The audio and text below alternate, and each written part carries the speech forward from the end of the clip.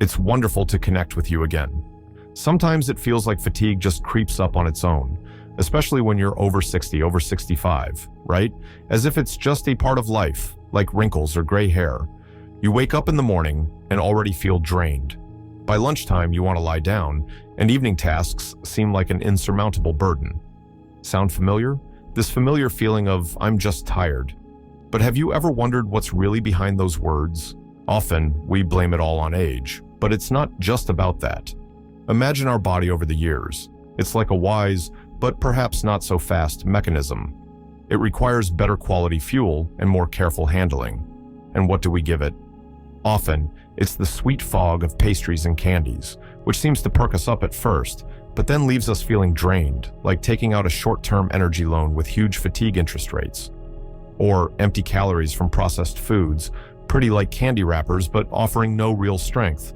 Or the habit of resting for hours in front of the TV, which actually quietly steals our energy. But you know what? This can be changed. I promise you, if you listen to the simple tips I'll share today, you will feel the difference. You'll see how energy returns for your favorite activities, for your grandchildren, for walks. Your sleep will improve, your mood will stabilize, and life will take on new colors. And most importantly, this doesn't require heroic efforts or strict diets. These are simple, accessible steps that anyone can take. Let's figure out together what this fatigue after 65 really is, how to make friends with it, and when it might be a signal that definitely needs attention. Watch this video to the end, and you'll learn how to regain your lightness and energy. So, let's start with the simplest thing, something always at hand, but often overlooked: water. You know, sometimes we look for complex reasons for fatigue, when the answer might be simple dehydration. Think about it. Do you drink enough plain water throughout the day? Or is it more often sweet tea, compote, fruit drink, juice from a carton, soda? I know a wonderful man, Arthur. He's 72. Arthur always thought he drank enough. In the morning, strong sweet tea; during the day, compote or carton juice. Sometimes he allowed himself a glass of lemonade.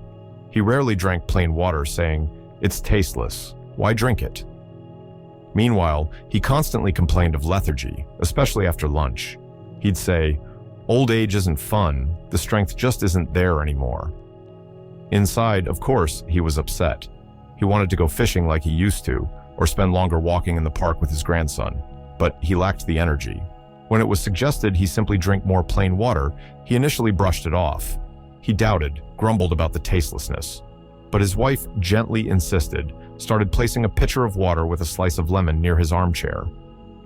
For the first few days, Arthur drank a little, without enthusiasm. But after a week, he noticed his post-lunch drowsiness lessened. After 2 weeks, his head felt clearer. He didn't even notice how he started reaching for sweet tea less often. Why did this happen? Imagine our body is a complex system of rivers and canals, carrying nutrients and removing waste. Water is the foundation of these flows.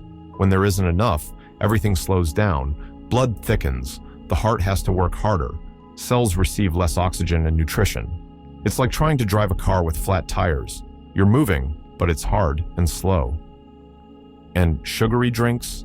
They provide a short burst of energy from sugar, but then blood sugar drops, and fatigue washes over you with renewed force. Plus, they often cause even more thirst and burden the pancreas. Arthur, by starting to drink enough water, simply lubricated his internal mechanism. His blood thinned, cells got more oxygen, metabolism improved. He felt a surge of energy, not because he got younger, but because his body stopped operating at its limit due to dehydration. What's the benefit for you? More energy throughout the day, mental clarity, better digestion, and even healthier skin. So, a simple glass of water isn't just liquid, it's your first and most accessible step towards vitality. Try replacing just one sugary drink a day with a glass of plain water. Listen to yourself. But here's an important point. If you are drinking enough water, monitoring it, and debilitating fatigue persists, this could be one of those signals we're talking about. It might be worth paying attention to other aspects of your health or consulting a doctor. Speaking of what we not only drink but also eat, water is fundamental, but what's on our plate plays an equally important role in our energy levels. This is especially true for carbohydrates. Remember Eleonora, she's 68. She loved starting her morning with white toast and jam, and afternoon tea always included cookies or wafers. She'd say, "Well, how can you live without sweets? It's a joy." But after these joys, she often felt drowsy. Her energy would soar and then plummet. She thought it was just age-related sugar spikes, something inevitable. Inside, she was angry at herself for this weakness, for not being able to pull herself together and do household chores she used to manage easily.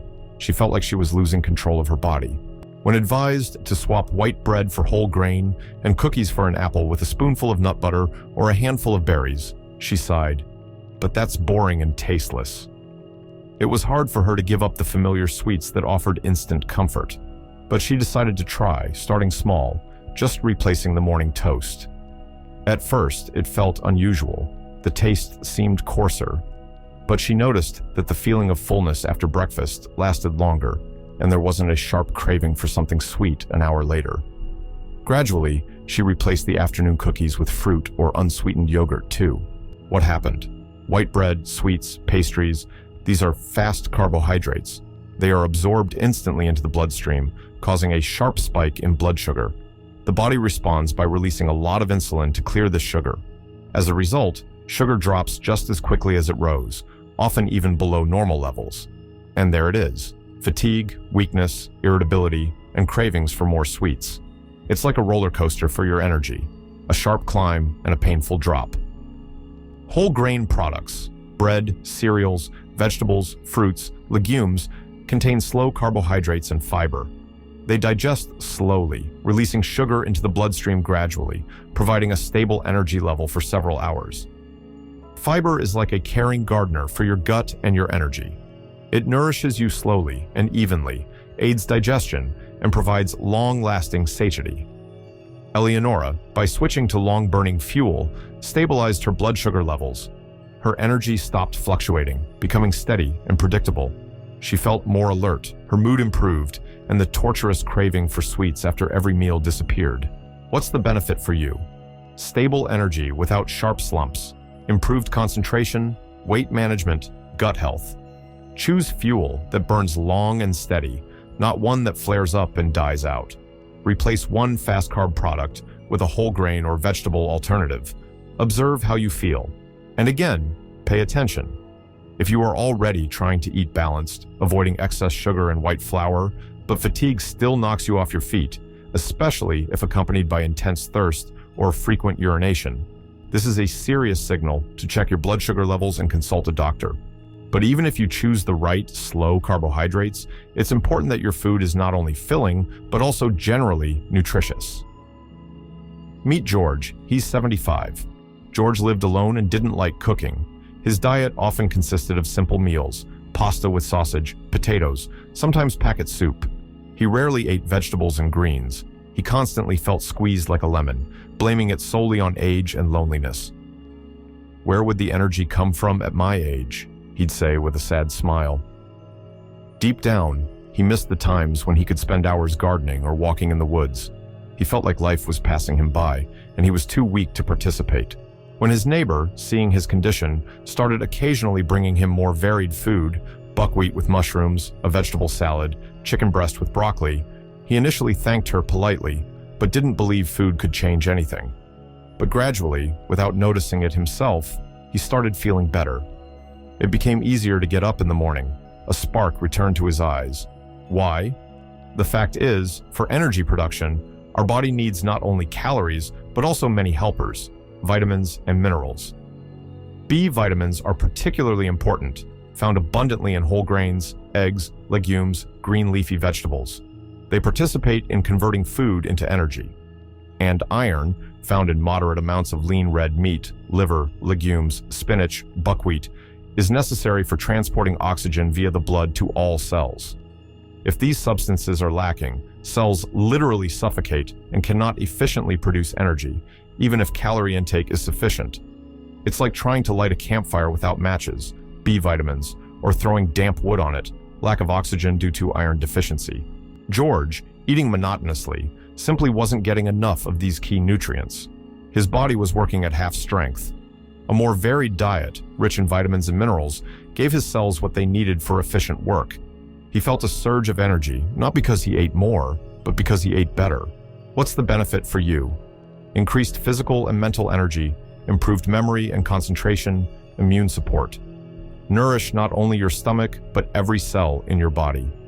Add more greens, vegetables of different colors, legumes, and whole grains to your diet.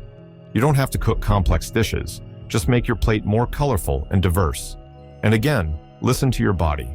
If you try to eat a complete and varied diet, but fatigue persists, accompanied by paleness, shortness of breath on minimal exertion, dizziness, this is a strong reason to get blood tests for hemoglobin and ferritin, iron stores, and vitamin B12 levels.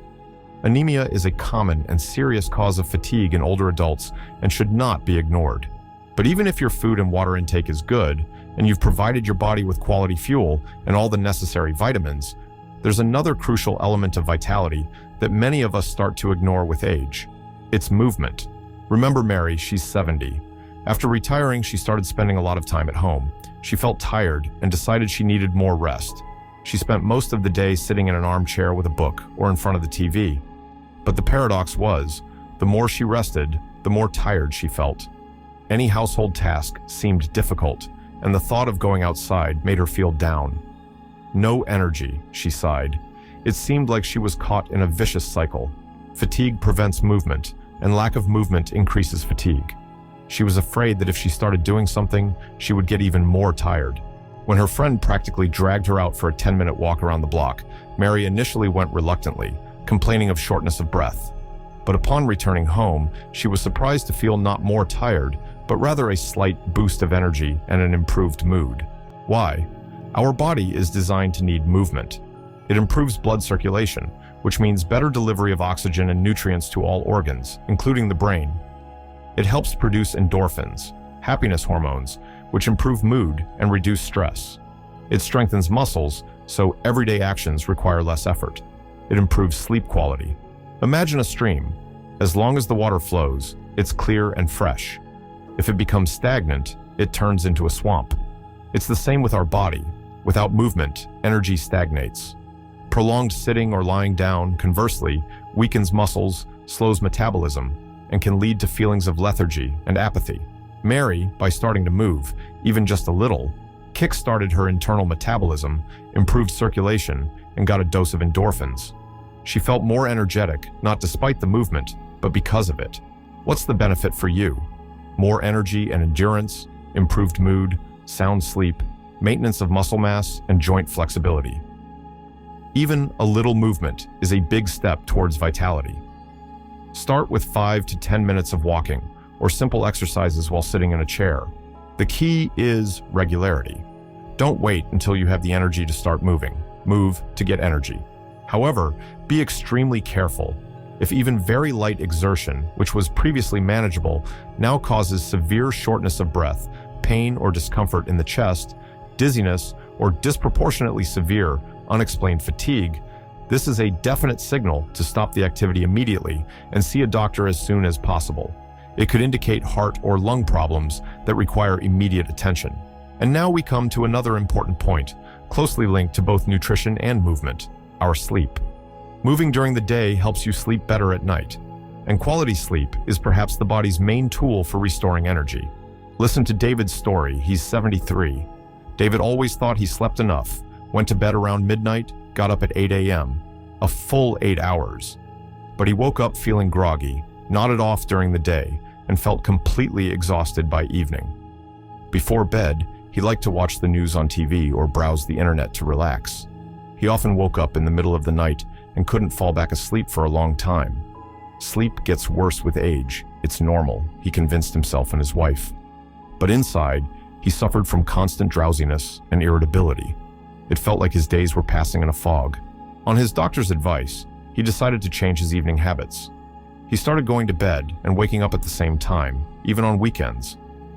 An hour before sleep, he turned off the TV and computer, instead reading a book under dim light or listening to calm music. He aired out the bedroom, made sure the curtains were tightly closed. At first, it was hard to adjust. The habit of watching the news before bed was strong. But after a couple of weeks, he noticed he was falling asleep faster and waking up less often during the night. Most importantly, he started feeling rested in the morning. Why is not just the duration, but the quality and routine of sleep so important? At night, our body conducts a spring cleaning and repairs. The brain processes information, the body restores tissues, energy reserves are replenished. This process is regulated by complex hormonal cycles, particularly the production of melatonin, sleep hormone, and cortisol, stress and wakefulness hormone.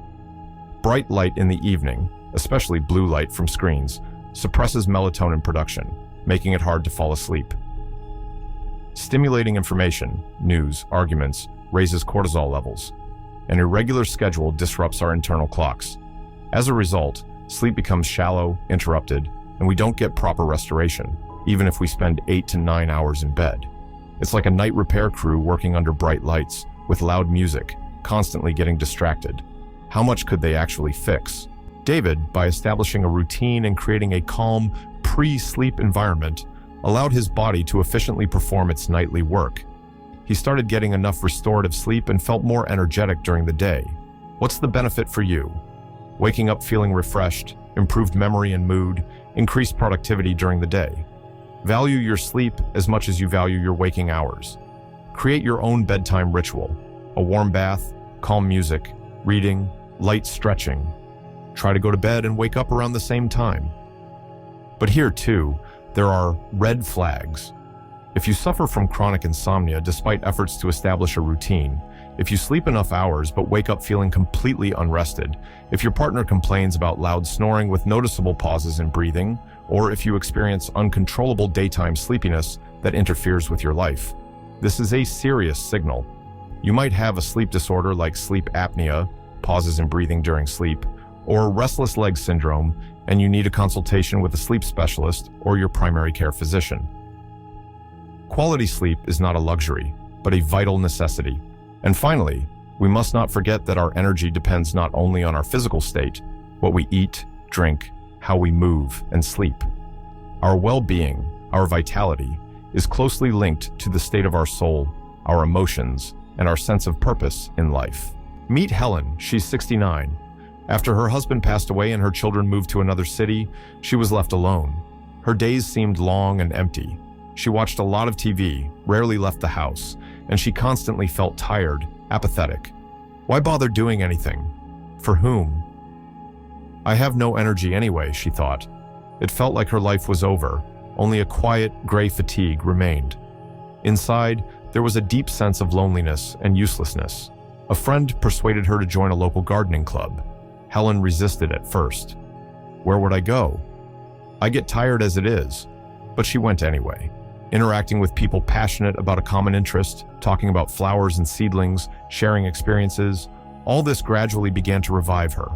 She remembered how much she used to enjoy tending to plants. She started doing a little gardening on her small balcony. She began calling her new acquaintances from the club, and she was surprised to notice that the fatigue started to recede. The desire and energy to do things returned. Why does this happen? Our emotional state directly affects our physical state. Loneliness, boredom, feeling useless, chronic stress, all these deplete our energy resources just as much as physical exertion or poor nutrition. The brain expends a lot of energy processing negative emotions, but when we have a purpose, an interesting activity, warm connections, a sense of belonging, it stimulates the production of happiness hormones, serotonin, dopamine, oxytocin, which give us energy, motivation, and a sense of well-being. It's like fuel for the soul. If the tank is empty due to sadness, apathy, or loneliness, then the machine of our body won't go far, even if the engine, physical health, is fine. Helen, by finding a new hobby and social circle, refilled her soul's tank. This gave her the strength and desire to live more actively. What's the benefit for you? Improved mood, increased motivation, a sense of meaning in life, a surge of vitality. Your soul also needs nourishment and movement. Find what brings you joy, what makes your eyes light up. Communicate, learn new things, share your experience. Even a small task done with pleasure can provide a big energy boost. But be especially attuned to yourself here. If fatigue is not just temporary, but is accompanied by a persistent, deep, low mood for weeks, loss of interest in everything previously enjoyed, feelings of hopelessness or worthlessness, significant changes in appetite or sleep, insomnia or excessive sleepiness. This might not be just the blues or tiredness. These could be signs of depression, and this is a very important signal that cannot be ignored. Depression is not a character weakness. It's a medical condition that requires help from a specialist, a psychotherapist, or psychiatrist. Please don't hesitate or be afraid to seek such help if you feel you need it. So you see, my dear friends, how much can be hidden behind the simple words, "I'm just tired." We've discussed 6 keys to your vitality: pure water, the right fuel for your cells, life-giving movement, restorative sleep, the joy of connection, and meaning in every day. Your age is not a sentence to fatigue. It's a time of wisdom, experience, accumulated love, and knowledge. And you absolutely deserve to feel energetic. Enjoy each day and share your warmth with the world. No revolutions are needed. Start small. Choose one piece of advice that resonated most with you and try following it for at least a week. Listen to yourself attentively and lovingly. Learn to distinguish between normal, understandable fatigue that goes away after rest or small lifestyle changes, and that persistent, draining fatigue that might be your body's signal that something requires more attention and, possibly, a doctor's consultation. Remember, taking care of yourself is not selfishness. It's a necessary condition for a long, fulfilling, and happy life. You've come such a long way. You have so much strength and wisdom within you. Believe in your strength. You will definitely succeed. Be healthy and energetic.